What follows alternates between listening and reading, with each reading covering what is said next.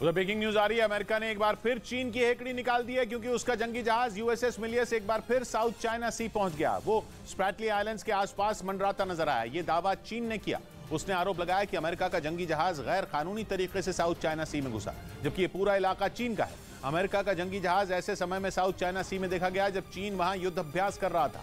उसने ताइवान की बर्बादी का ट्रेलर दिखाने वाला वीडियो भी जारी किया था, जिसके बाद अमेरिका ने एक बार फिर अपने ताकतवर जंगी जहाज यूएसएस मिलियस को वहां चक्कर लगाने भेज दिया, जिससे समंदर में जंग की जमीन तैयार होने लगी। क्योंकि अमेरिका का जंगी जहाज साउथ चाइना सी में उस समय घुसा जब चीन वहां 3 दिन तक युद्ध अभ्यास कर रहा था, जिस पर चीन तो भड़का, लेकिन अमेरिका ने इस घटना को रूटीन एक्सरसाइज बताकर चीन की हेकड़ी निकाल दी, क्योंकि वो पहले ही कह चुका है कि साउथ चाइना सी पर चीन का अधिकार नहीं है। लेकिन चीन ने अमेरिका के युद्धपोत यूएसएस मिलियस के साउथ चाइना सी में घुसते ही हाय तौबा मचानी शुरू कर दी, क्योंकि पिछले 1 महीने में दूसरी बार अमेरिका का ये ताकतवर जहाज साउथ चाइना सी घुसा। चीन ने आरोप लगाया कि इस बार अमेरिकी जहाज स्प्रैटली आइलैंड्स के आसपास मंडरा रहा था और ये गैर कानूनी है। चीन इसलिए भी चिढ़ा क्योंकि वो ताइवान के आसपास 3 दिन की मिलिट्री ड्रिल कर रहा था, जिसके जरिए वो अमेरिका को उसकी हद याद दिलाना चाहता था। चीन ने साउथ चाइना सी में एक बार फिर मिसाइलें दागी, लड़ाकू विमान उड़ाए, ताइवान की बर्बादी का ट्रेलर दिखाने वाला एनिमेटेड वीडियो तक जारी कर दिया। उसने ये सारा तमाशा इसलिए किया क्योंकि वो चाहता था कि बाइडेन ताइवान के आसपास अपना जहाज या विमान न भेजें। लेकिन हुआ उसकी उम्मीद से उल्टा। बाइडेन का जंगी जहाज युद्ध अभ्यास के दौरान ही वहां पहुंच गया, जिससे चीन की हेकड़ी निकल गई। उसकी अमेरिका को पीछे धकेलने की कोशिश पर पानी फिर गया, क्योंकि अमेरिका ने दोबारा अपना जहाज वहां भेजा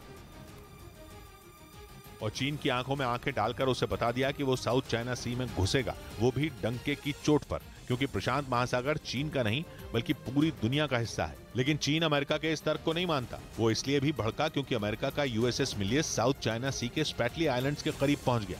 स्प्रैटली आइलैंड्स के किनारे चीन, ताइवान और वियतनाम से लगते हैं और ये तीनों ही देश उसे अपना बताते हैं। लेकिन चीन अपनी ताकत के दम पर ताइवान और वियतनाम के दावे को दबाने की कोशिश करता है, क्योंकि चीन कहता है कि साउथ चाइना सी पर उसका कब्जा है और अगर किसी को वहां घुसना है तो वो उसकी इजाजत लेकर वहां आए। और उसकी यही दादागिरी अमेरिका को बर्दाश्त नहीं, जिसकी वजह से उसके 1 महीने में दूसरी बार यूएसएस मिलियस साउथ चाइना सी भेज दिया और खुलकर कहा कि उसे वहां जाने से कोई नहीं रोक सकता। पिछले दिनों से अमेरिका के जंगी जहाज लगातार चीन के आसपास मंडरा रहे हैं। कुछ दिन पहले ही यूरेशियन टाइम्स ने दावा किया था कि अमेरिका का निमित्ज एयरक्राफ्ट कैरियर ताइवान से करीब 700 किलोमीटर दूर खड़ा है, तो वहीं चीन का शेंडोंग एयरक्राफ्ट कैरियर ताइवान से करीब 350 किलोमीटर दूर खड़ा है और दोनों कभी भी आमने सामने आ सकते हैं, क्योंकि वो लुजान स्ट्रेट के बाशी चैनल में खड़े हैं। लुजान स्ट्रेट के बाशी चैनल को सैन्य अभियानों के लिए जाना जाता है और ये फिलीपींस और ताइवान के बीच है। मतलब चीन और अमेरिका प्रशांत महासागर के उस हिस्से में लड़ने के लिए तैयार हैं जो फिलीपीन सागर और साउथ चाइना सी को जोड़ता है। और इसीलिए लग रहा है कि अमेरिका और चीन किसी भी वक्त घनघोर युद्ध शुरू कर देंगे और जंग का मैदान बनेगा प्रशांत महासागर का साउथ चाइना सी, जो प्रशांत महासागर का पश्चिमी हिस्सा है। साउथ चाइना सी की सीमा दक्षिण और पूर्व में चीन की सीमा से लगती है। इसके अलावा साउथ चाइना सी के किनारे पर Taiwan, Philippines, Malaysia, Brunei, Indonesia, Singapore और वियतनाम भी बसे हैं। लेकिन चीन इसे अपना कहता है और छोटे छोटे देशों के अधिकार हड़पने की फिराक में रहता है। अब तो वो अमेरिका को भी आंखें दिखा रहा है, क्योंकि अमेरिका कभी वहां यूएसएस मिलियस भेजता है तो कभी निमित्ज एयरक्राफ्ट कैरियर, जिससे लगता है कि बाइडेन खुद चीन से लड़ना चाहते हैं और इसीलिए वो बार बार उसकी आंखों में आंखें डालकर बात करते हैं। इस बीच चीन ने एक बार फिर ताइवान के मुद्दे पर अमेरिका को चेतावनी दे दी। उसने 2 टूक कहा कि ताइवान का समर्थन करने वाले देश उससे दूर हट जाएं। इसके साथ ही चीन ने ताइवान की सीमा में फिर अपने जंगी जहाजों और युद्धपोतों को भेज दिया। हालांकि उसने 3 दिनों की ही मिलिट्री ड्रिल का ऐलान किया था, जो 1 दिन पहले खत्म हो गया। लेकिन चीन के लड़ाकू विमान एक बार फिर ताइवान के नजदीक गरजने लगे। उसके युद्धपोत फिर से ताइवान की धड़कनें बढ़ाने लगे। दुनिया को लगा था कि चीन की ये बौखलाहट खत्म हो जाएगी, क्योंकि उसने 3 दिनों की मिलिट्री ड्रिल का ही ऐलान किया था। इस दौरान उसने ताइवान और उसके साथ खड़े अमेरिका को अपनी ताकत दिखाने में कोई कसर नहीं छोड़ी। यही नहीं, चीन ने ताइवान स्ट्रेट में मौजूद मीडियन लाइन को पार कर अपने खतरनाक तेवर भी दिखाए। ये अमेरिका की ओर से बनाई गई वो लाइन है जो चीन और ताइवान को अलग करती है।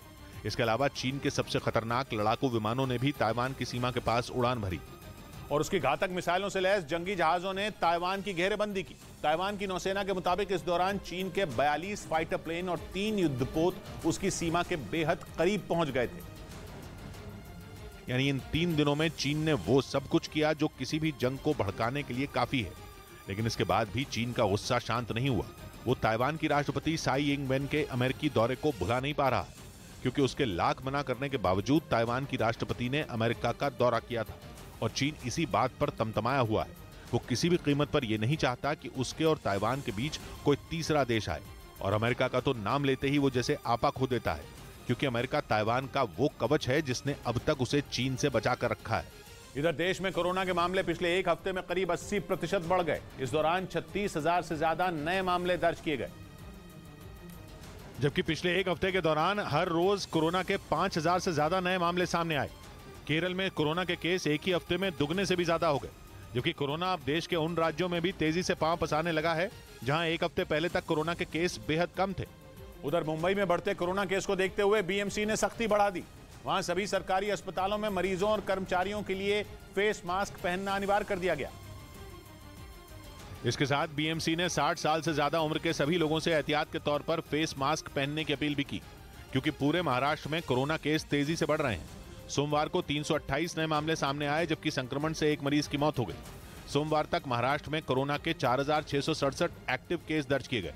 इस बीच इजरायल से अल अक्सा मस्जिद का बदला लेने के लिए तुर्की ईरान से हाथ मिलाता दिख रहा है। ईरान तो इजरायल पर आग बबूला था ही, अब तुर्की ने भी इजरायल को आंखें दिखानी शुरू कर दी हैं। तुर्की के राष्ट्रपति ने ईरान के राष्ट्रपति को फोन ही घुमा दिया और उनसे इजरायल के खिलाफ एकजुट होने के लिए कहा, ताकि जिस तरह इजरायल ने पिछले हफ्ते यरूशलेम की अल अक्सा मस्जिद में घुसकर नमाज पढ़ रहे फिलिस्तीनियों को पीटा, उन्हें गिरफ्तार किया, उसके लिए इजरायल को सजा दी जा सके, उसे सबक सिखाया जा सके। ऐसा सबक कि इजरायल फिलिस्तीन के लोगों पर हाथ उठाना तो दूर, उन्हें छूने की भी हिम्मत न करे। ईरान तो इजरायल का जानी दुश्मन है, ऐसे में उसका इजरायल के खिलाफ आग उगलना समझ में आता है। लेकिन तुर्की के इजरायल से ठंडे पड़ रहे रिश्ते तो पिछले साल ही पटरी पर आए हैं। दोनों गिले शिकवे भुलाकर एक बार फिर अपनी पुरानी दोस्ती कायम करने की कोशिश में लगे हैं।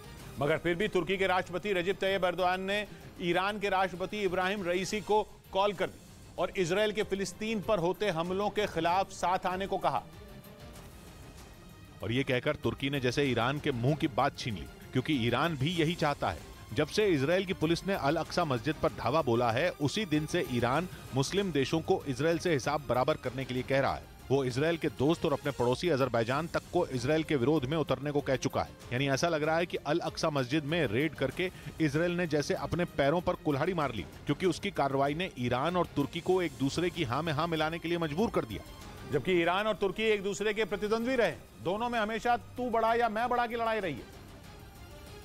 क्योंकि तुर्की में मुस्लिम आबादी बहुसंख्यक है और ईरान भी मुस्लिम देश है, मगर इसके साथ दोनों पश्चिम एशिया की बड़ी ताकतें भी हैं, इसलिए दोनों में हमेशा एक दूसरे से आगे रहने की होड़ रही है और दोनों की कभी कुछ खास नहीं बनी। लेकिन तुर्की और ईरान की तरह फिलिस्तीन भी अरब मुस्लिम है और तुर्की के राष्ट्रपति रजब तायिब एर्दोआन तो फिलिस्तीन के कट्टर समर्थक रहे हैं और उन्होंने हमेशा फिलिस्तीन की अलग देश की मांग का समर्थन किया है। इसलिए ईरान और तुर्की इजरायल के विरोध में खड़े हो गए। इधर नौकरी के बदले जमीन मामले में बिहार के डिप्टी सीएम तेजस्वी यादव से ईडी ने पूछताछ की। उनसे यह पूछताछ ईडी के दिल्ली दफ्तर में की गई, जहां वो अपने वकील के साथ पहुंचे थे। ईडी ने पहली बार नौकरी के बदले जमीन मामले में उनसे पूछताछ की। इससे पहले सीबीआई ने उनसे पूछताछ की थी। उनके परिवार के कई सदस्यों और उनके नजदीकियों से भी नौकरी के बदले जमीन मामले में पूछताछ हो चुकी है। आरोप यह है कि लालू प्रसाद ने रेल मंत्री रहते हुए परिवार के लोगों के नाम पर जमीन के बदले रेलवे में नौकरियां दी, जिसकी जांच सीबीआई और ईडी दोनों एजेंसियां कर रही हैं। उधर यूक्रेन के राष्ट्रपति जेलेंस्की ने जंग के बीच कीव में इफ्तार पार्टी दी और उसमें कसम खाई कि वो क्राइमिया को पुतिन से वापस लेकर ही रहेंगे। क्राइमिया पर 2014 में रूस ने कब्जा कर लिया था। पश्चिमी मीडिया के मुताबिक क्राइमिया को पुतिन से छीनने के लिए यूक्रेन बड़े हमले की तैयारी में जुटा है और इसीलिए जेलेंस्की क्राइमिया में मौजूद मुस्लिम समुदाय को भी अपने साथ लाना चाहते हैं, ताकि जब यूक्रेन बाहर से क्राइमिया में मौजूद रूसी सेना पर हमला बोले तो उन्हें अंदर से मदद मिल सके। और इसीलिए कीव में पहली बार आयोजित किए गए इफ्तार में उन्होंने क्राइमिया में मुस्लिम अल्पसंख्यक तातार समुदाय का जिक्र किया। जेलेंस्की ने आरोप लगाया कि क्राइमिया में इस समुदाय के लोगों पर जुल्म किए जा रहे हैं, क्योंकि 2014 में उन्होंने क्राइमिया में पुतिन के करवाए गए जनमत संग्रह का विरोध किया था और माना जा रहा है कि इसी वजह से जेलेंस्की ने इफ्तार के दौरान तातार समुदाय की बात छेड़ी।